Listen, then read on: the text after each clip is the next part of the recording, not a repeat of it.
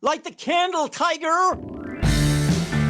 Hi there, welcome along to the Racing Post Golf Postcast. It's Bruce Millington and Steve Palmer, and we've got two great events this week. We've got Quail Hollow for the Wells Fargo Championship and the China Open as well. So hopefully Steve is armed with lots of tips and winners. But first, before we look at this week's action, let's have a little recap.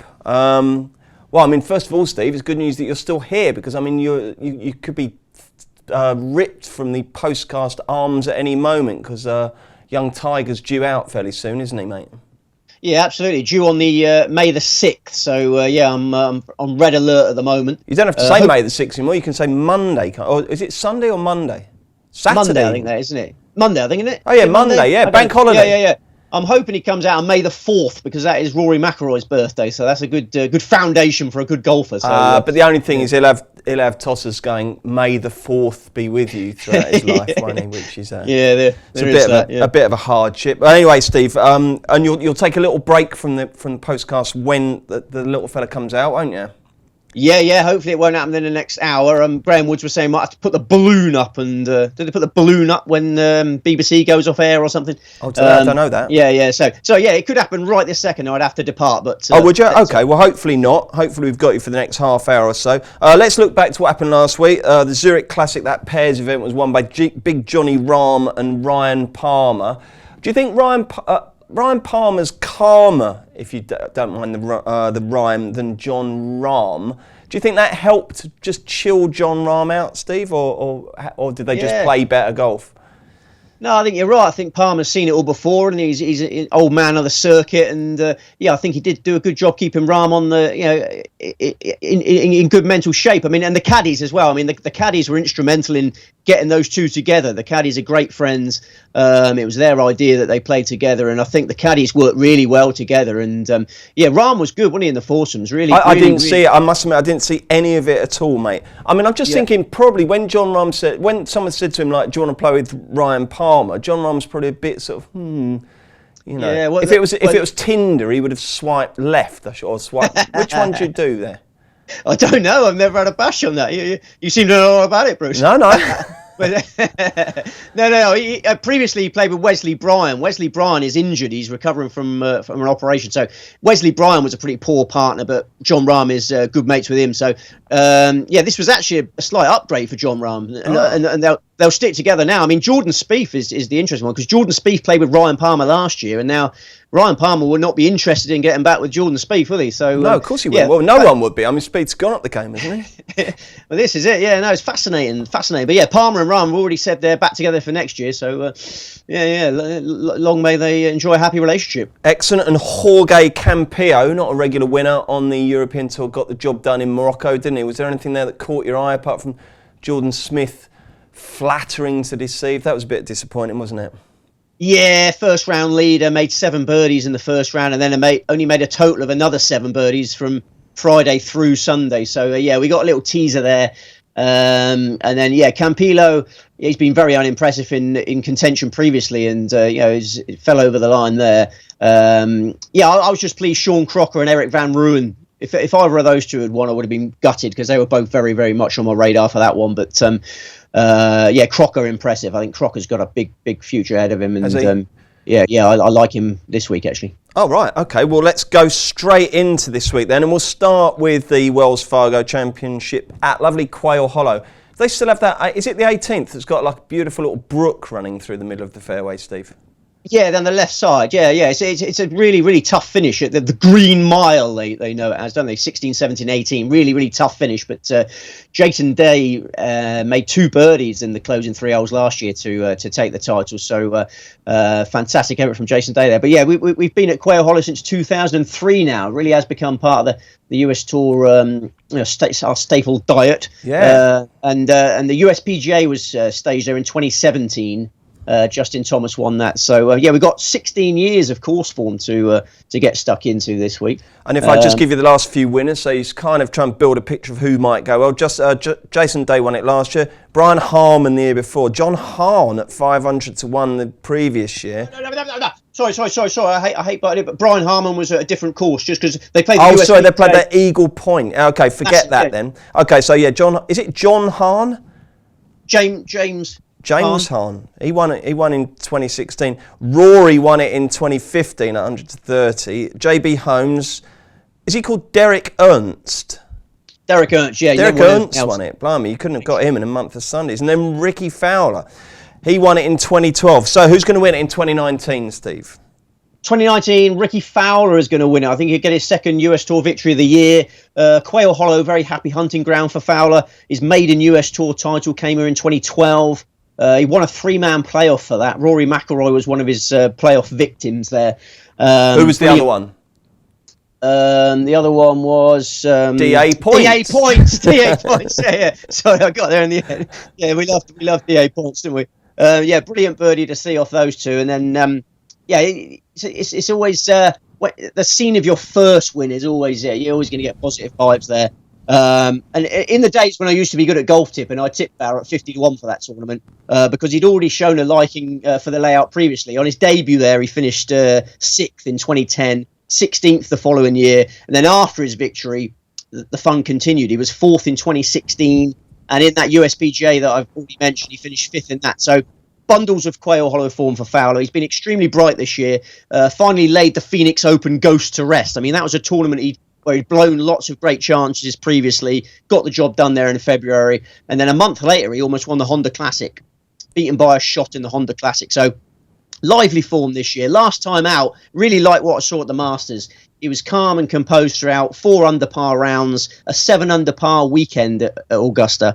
So I like what I'm seeing from Fowler now. He turned 30 in December. I think he's going to start racking up lots more US Tour wins, and Quail Hollow is a perfect fit for me. You were a good all-rounder at Quail Hollow. It's a difficult track, puts demands on every department of your game, and Fowler hasn't got any chinks in his armour. Okay, let's banish all that silly when I was good at golf tipping nonsense, right? I know it's been a difficult year, but you're the same tipster you ever were. It's just, it goes like that in golf, doesn't it, Steve? You know, it's not like racing or football where you're going to be providing a steady stream of winners. You are going to have barren runs. We know that, don't we? But it sounds like you're keeping your peck right. You sound very confident there in the case you made for Fowler. So you're all right. How's the confidence? Yeah. You're right. No, I was only playing to the naysayers there. You know, I know they enjoy the bad runs, but yeah, over a long period we've been very successful. You know, started tipping in 2001 and only had one losing year. So I don't like blowing the trumpet, but no, we will fight back, and it's still early in the season. You know, we got 6-7 months to go yet. So exactly. Don't worry about my pecker. Good. I'm glad to hear it. Okay, who else are you going to go for then, as well as Fowler? Next best is Hideki Matsuyama, who we tipped for the Masters, and I do wonder whether the pressure of becoming Japan's first major champion got to me a little bit more than I thought it would, because he opened with 3 consecutive bogeys. It was a heartbreaking start to the Masters, but once he did get into his stride, he played as he had all season. He made 8 birdies in round 3. He's been hitting the ball like a king all season, and he needs serious tee to green examinations to be seen at his best. And Quail Hollow fits the bill in that regard. And this is a tournament where he had really progressive form figures. 38, 20, 11, 5 in his first 4 visits to Quail Hollow. Threatened to win the USPGA there.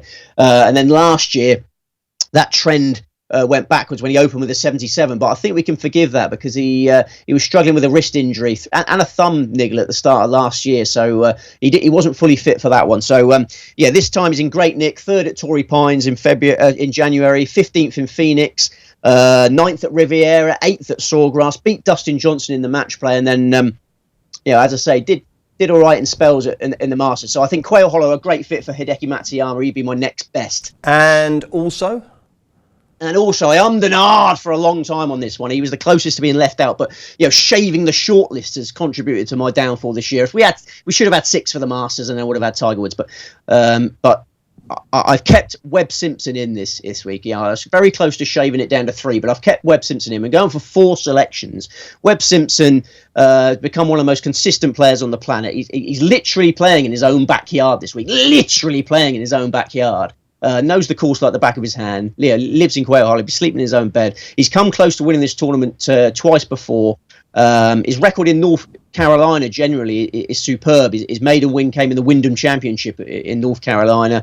And I think the key to having Simpson on your side this week is that the weather gods have come good for him. I've got an old school friend who lives in Charlotte, so I've got some decent weather reports over the last few weeks. It's been really, really hot there. They got their there's predictions for their highest temperature since 1959 this week in Charlotte. Right? So they really extreme temperatures. So the course is drier than it's ever been.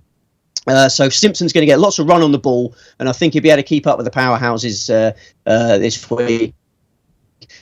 Previously at Quail Hollow in less favourable conditions, he finished fourth in 2012. He had a final around 73 in 2012. Rory McIlroy was the only player to beat him in 2015, so he's had his chances before. This time the course is in better shape for him. He finished fifth in the Masters. Sorry, I've got to get this. He finished fifth at the Masters. Webb Simpson is a terrible fit for the Masters. Augusta works against everything that he's good at. And he finished fifth, his best ever Masters finish. And that's the top three. And then we've got one more at bigger prices. Do you want that one? Well, why not? Why the hell not? One more at bigger prices. Aaron Wise. He's been very well backed this week, so get on as quickly as you can. He's been very well backed for good reason. This was the 2018 US Tour Rookie of the Year. He's bursting with potential. Made a very slow start to the year, but his Masters debut last time out, he finished 17th. That's a fantastic effort. He improved the score each day. 75, 71, 68, 67. Nobody betted 67 in the final round of the Masters. So an amazing debut at Augusta. And last year at Quail Hollow was his Wells Fargo debut, and Wise finished second. He pushed Jason Day all the way, and as I say, Jason Day made those couple of late birdies to beat him. So yeah, I think Aaron Wise, his season's going to be kick-started by that Augusta debut, and he's a huge talent, one of my favourite players. Okay, excellent. So when Webb Simpson, he's got a house that backs onto the course, is he, Steve? Yeah, he lives in Quail Hollow. He's a Quail Hollow member. Would he have mates over, do you think? If you were him, would you invite other, your tour buddies to stay, or would you just keep it as your own little haven and let them go to the local hotel sort of thing? Yeah, I don't think he's going to be able to help having lots of his friends and family there to support him. He's who are his buddies on tour? Well, he's a very, very religious man, isn't he? So he likes going to his Bible classes. Bubba's big into the Bible. Aaron Baddeley, he likes it, doesn't he? Aaron Baddeley is a phenomenal worshipper. Yeah, I remember he once did a sermon at the where was it? He did a sermon on the 18th green. I can't remember where it was. He got up really early to provide a sermon for the gallery before play started. I think it was Phoenix, maybe. I don't know. So yeah. I mean, yeah, we got the Lord on our side this week with Simpson. Excellent, jolly good. Anything else you like? What's your view on McIlroy? Because obviously all the market focuses on him. He's 6-1 favourite. Oh, let me give you a show, by the way. Sorry, that was remiss of me. 6-1 Rory. You can get 11-1 Jason Day, 12 Fowler, 14-1 Justin Rose, 20 Matsuyama and Simpson, 25 Finau, 25 Sergio, 28 Mickelson, 28 Casey, 33 Gazza, Woodland and Stenson, 40 Bar. Good field. What's the negative for Rory? Why didn't he make the staking plan, Steve? Well, it's price, really. Yeah, I just couldn't get excited by the price. I think he might struggle to motivate himself for this one. I mean, it was all building up to the Masters. But prior to the Masters, he was playing well. Building towards the ultimate goal of the career Grand Slam. That went horribly wrong. Never in contention at Augusta, and then he's got to start again.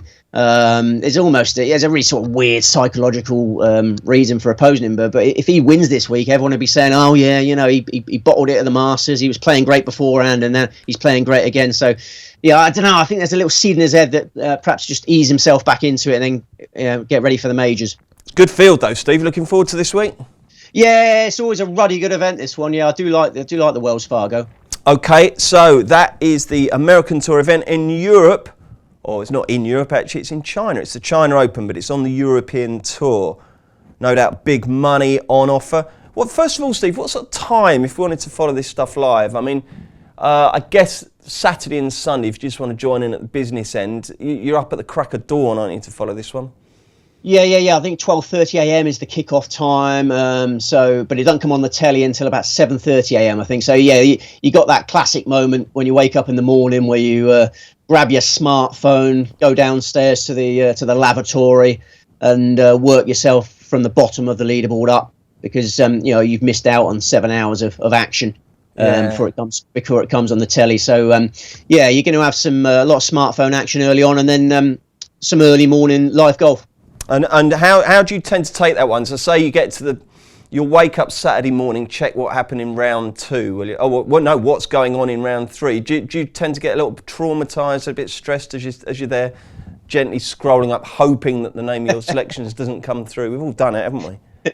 Yeah, we all done it. Yeah, I think stress tends to be quite a key component of my life when the golfing week started. But I just make my excuses to the family, and I just spend 10 minutes in the lavatory getting my head together. Excellent. Okay, right. Here's the betting. It's 14-1 Hao Tong Lee, 16-1 Suri, 18 Campio, 20 Van Rooyen, 20 Jordan's. God, it's the same old bloody face. What is going on with the European Tour, Steve? I mean, this is a big money event. What a crap field. Well, yeah, I mean, it's in the middle of majors season, and if you can, if you can play at Quail Hollow, you're going to play at Quail Hollow, aren't you? Oh, it's a rubbish field. Never mind, a winner's a winner, whether the field is rubbish or good. And the winner will be, Steve? Well, the winner will be the cheerful Chinaman, Hao Tong Lee, and he's a fantastic character. He looks a real laugh, doesn't he?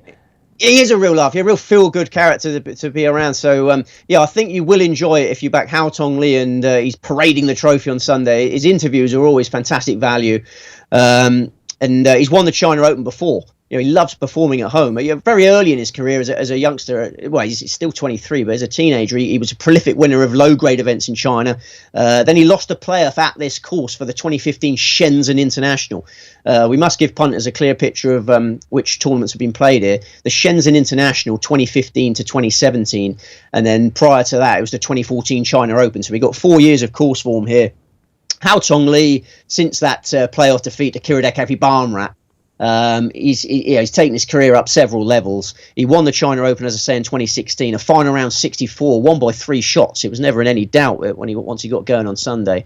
Then he beat Rory McIlroy in that famous 2018 Dubai Desert Classic duel. He's twice finished second in the Turkish Airlines Open. He was third in the Open Championship, another amazing final round. This year, runner-up to Dustin Johnson in the Saudi International.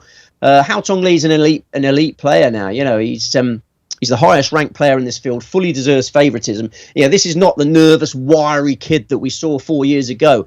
He's got much taller. He's bulked up. He averages 310 yards off the tee now. He's piled on driving distance. His short game's always been ludicrously good. He made 4 eagles in the third round of the Saudi International. 4 eagles in a round. I mean, this guy's got like magic hands.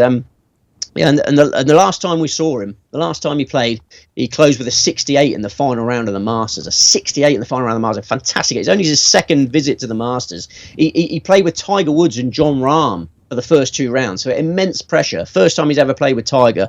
So he made an understandably slow start and then finished like a train. He's nicely rested since. You've got to remember, this is China is miles away for most of these players. Jet lag. Most of the field laden with jet lag.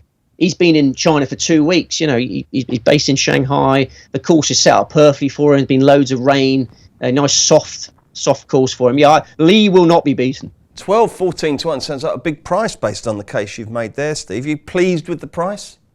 I think you're right. Yeah. I think he should be single figures.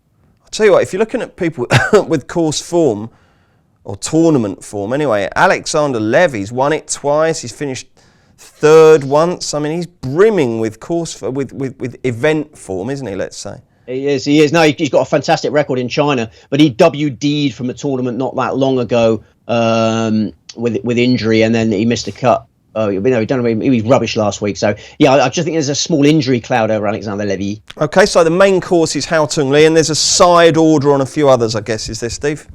There's a side order, and the biggest side order is Nacho Elvira. Who had him last week. He hit some loose drives early on last week, opened with a 77, missed the cut by a shot in the end, but I wouldn't worry too much about that. I think it's just a blip. Much more room off the tee at Genzon. I think he'll slip back into the groove that he was showing prior to that. He was second, and 6th in these 3 events prior to last week. And I think Jorge Campillo getting off the mark in Morocco, I think that could serve as a bit of inspiration for Elvira. Compatriots, peers, exactly the same age. I think Elvira will feel it's his turn this week. He's won in China on the Challenge Tour, the 2013 Foshan Open, quite a similar track to what they're facing this week. He's played well at Genzon on previous visits. Last time he teed up at Genzon, he'd missed the cut in his 4 previous European Tour events. He was in abysmal form, made a bit of an edgy start, understandably. Then he went 10 under par for the weekend. So, Nacho Elvira would be my idea of the next best. And your other selections are, Steve? And Ross Fisher. our old friend Ross Fisher, Ascot man. I think he'll be in the thick of things for out. He's got a fantastic record in China. He finished fourth in the 2005 China Open on his first visit to China. He's been around for a long time. He's since finished second, third and sixth in the HSBC Champions. Always a stellar field for that one. And he's come close to winning that. Most recently, sixth in the 2017 China Open. And he's performed at Genzon. He's performed at Genzon well. Third in the 2017 Shenzhen International, the last time we went to Genzon. Long driver, as I say, there's been lots of rain at Genzon. He'll love the setup. I think he'll set up birdies galore. And if half decent week with the putter, Fisher will be in there. Finished 13th last time out in the Maybank, much less suitable terrain. Sean Crocker, as mentioned at the start of the show, Zimbabwe-born American. I think he's going places. Finished like a train in the Kenya Open. Finished 12th there. Then tied for second in Morocco last week. He's got some good form in China. Last year on the Challenge Tour, finished third in China in 2 events. And last week, he had a new caddy, an old school friend who's given up his job in Beverly Hills to become Crocker's caddy. And they gelled superbly. And I think this is his debut. It's a Genzon debut for Crocker, but yeah, he's got loads of power. I think it's perfect for him. And then the last one's just a speculative play at a massive price. I was only going to have 4, but when I saw that John Catlin was 250 to 1, I thought that was a crazy price. John Catlin, another big hit in American, won 3 times on the Asian Tour last year. One of those wins was in China. One of them was in Taiwan or Chinese Taipei, or whatever you like to call it. So he's got some great form on similar assignments. I know he's not found top gear recently, but he started the year on the US Tour. He finished 44th in the Phoenix Open. So he had a couple of invites because of his exploits on the Asian Tour last year. So, yeah, John Catlin at 250 to 1, I can see getting involved. Okay, excellent. Right then, anything else we need to add, Steve, or is that it? Who's the best bet of the week if people are only going to have one golf bet?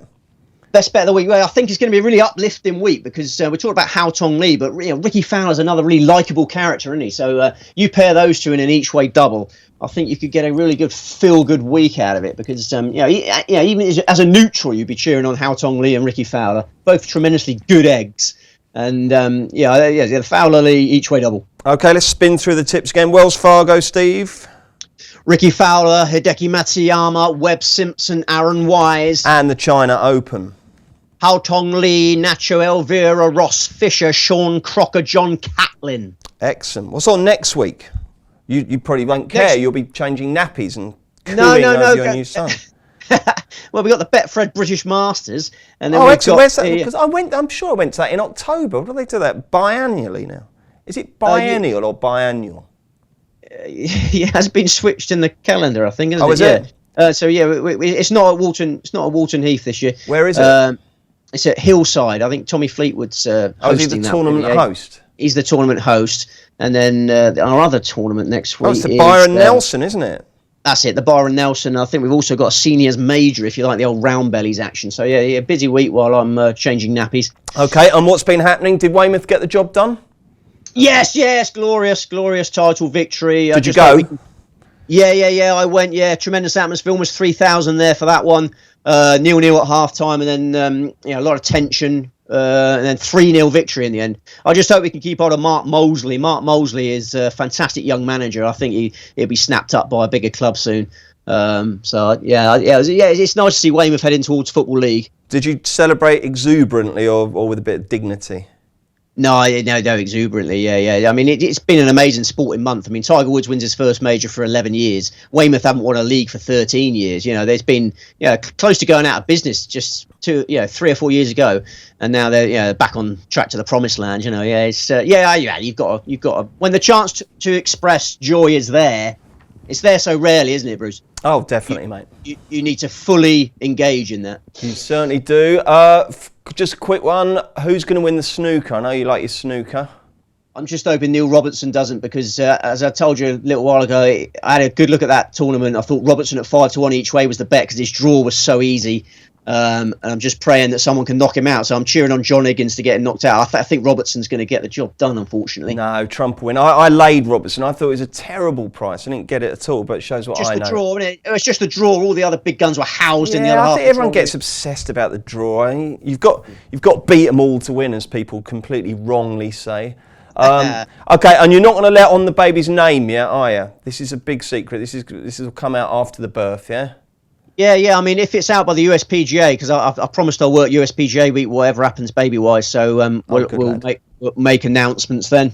Jolly good. Well, if I don't speak to you before then, good luck to you and Nicola with the birth. Hope all goes well. Hope the tips go well as well, Steve. Be nice if we can make it a weekend to remember with some winners as well as the new nipper entering this lovely world. Anything else to add, Steve? We're all done. No, we're all done. I'll see you at the USPGA. Jolly good. See you, mate. Thanks very much indeed for watching and listening. Don't forget, if you enjoy the shows, do please make sure you rate, review and subscribe wherever you are listening. We're now available on, what is it, Rob? Spotify, that's it. Sorry, I still don't know what Spotify is. I must discover that. Right then, we've got Football Postcast tomorrow and I am back on Friday to look ahead to a fantastic weekend of flat action and also Punchestown. So do join us for those. Give 'em the horn!